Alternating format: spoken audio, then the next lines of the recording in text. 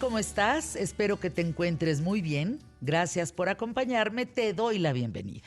Mi nombre es Fernanda Familiar y hoy en QTF quiero platicarte de la terrible situación que está enfrentando la industria restaurantera. El próximo 23 de marzo vamos a cumplir un año desde que se dio inicio a lo que llamaron en su momento esto será una sola cuarentena y estaremos fuera de peligro. Esto a nivel federal, hablando de México. Algunos estados, Jalisco, Guanajuato, Michoacán, Tlaxcala, Yucatán, incluso adelantaron la suspensión de clases desde el 17 de marzo. Otras empresas, otros espacios, otras pequeñas empresas tomamos la decisión previamente a marzo y finales de febrero ya estábamos quedándonos en casa para poder evitar los contagios. Viene la promesa de la reapertura, que se convierte en un engaño más de las autoridades de salud, por cierto, que solo han demostrado que son inútiles, incompetentes y que no saben cómo controlar la crisis que se inició el año pasado y que hoy vive una terrible gravedad. Mientras López-Gatell cambia de opinión cada semana, presenta cifras inexactas, promueve consejos que evidentemente no sigue, las muertes y contagios van en aumento. Semáforos epidemiológicos, bueno, pues se convirtieron en un chiste también, ¿no? Por los colores, por lo absurdo, y todo por no aceptar que la gravedad de este asunto no es menor y que además tampoco ha disminuido. ¿En qué tal, Fernanda?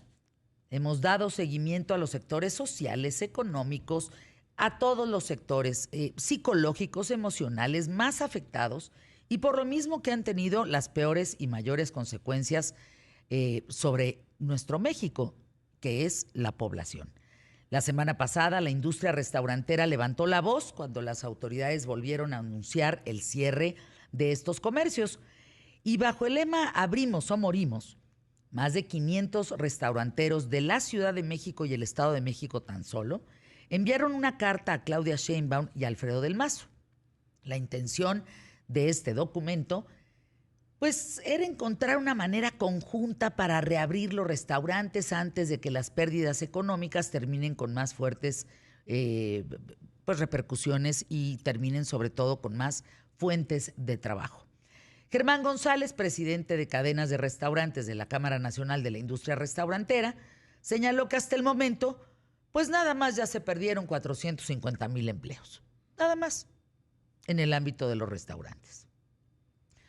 El servicio a domicilio, bueno, pues sí, bajo el cual han operado muchos restaurantes, pues aporta tan solo el 15% de las ventas normales. Tampoco es una solución. Solo en Ciudad de México, 13,500 establecimientos del sector, 13,500, ya cerraron definitivamente.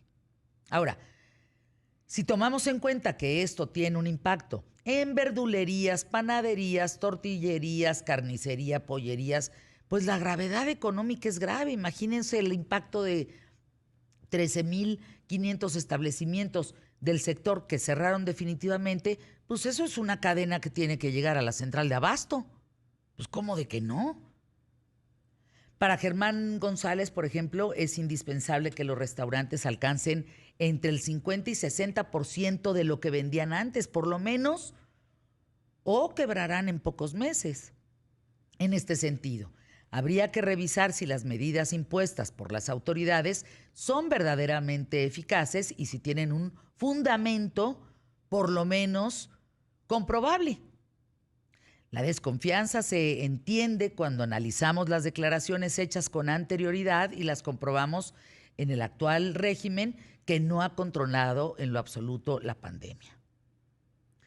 Bueno, indignante la nota de la semana pasada en donde se va a destinar 89 millones de pesos, ciento y tantos millones de pesos, a la remodelación de un estadio de béisbol cuando la situación que estamos viviendo es esta.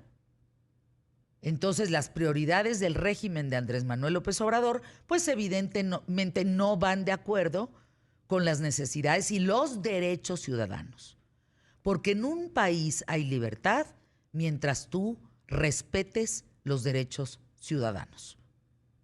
No los están respetando ni en términos de salud, ni en términos de educación, ni en términos de seguridad, ni en términos de nada. Entonces, miren, en contraste, por ejemplo, estudios realizados en restaurantes de Nueva York, pues el riesgo de contagio en esos establecimientos es de 1.4%, mientras el 70% ocurre en reuniones privadas. Porque ahí la gente es necia igual y se deschonga yendo a reuniones privadas. Yo te pregunto, a ti que me escuchas, ¿tú qué opinas? A mí lo que me interesa mucho en este espacio es que tú y yo podamos llegar a una reflexión de lo que está sucediendo en México. No solamente enterarnos, no solamente saber y la noticia de última hora, sino qué pensamos de esa noticia, qué reflexión nos deja. Porque si no, pues vamos a ser merolicos repitiendo noticias. Pero ¿cuál es tu opinión? ¿Tú crees que los restaurantes en México deberían ya de abrir? ¿Tú crees que debemos de permanecer en el semáforo rojo? ¿Bajo qué reglas tendrían que abrir esos locales? Y te pregunto, ¿tú sientes confianza para ir a comer a un restaurante? De eso vamos a hablar, Emilio, y mucho más. Colaboradores, los mejores. Los mejores, que se queden con nosotros hasta la 1 de la tarde. Tenemos mucho que compartir de este asunto de los restaurantes que abren el día de hoy con ciertas medidas de seguridad que se fueron pues ya platicadas con las autoridades responsables, pero que dicen ellos no es suficiente y se necesita hacer otro tipo de apoyo para que puedan salir adelante. Si no, la situación va a ser todavía peor en los próximos meses. Es que no se apoyó a ningún tipo de industria. A ninguna. A ningún sector económico en México. No se apoyó nada. Ni a las pymes, ni medianas, ni grandes, ni nada. No se apoyó nada. Y la verdad es que los empresarios en México, desde aquel 1 de diciembre del 2018, están solos. Solos. Nadie los apoya. Salvo algunos, claro. Corruptos, por cierto. Claro. ¿No? Con bosques y terrenos. Así es. Ah, no, eso sí no tiene ningún problema.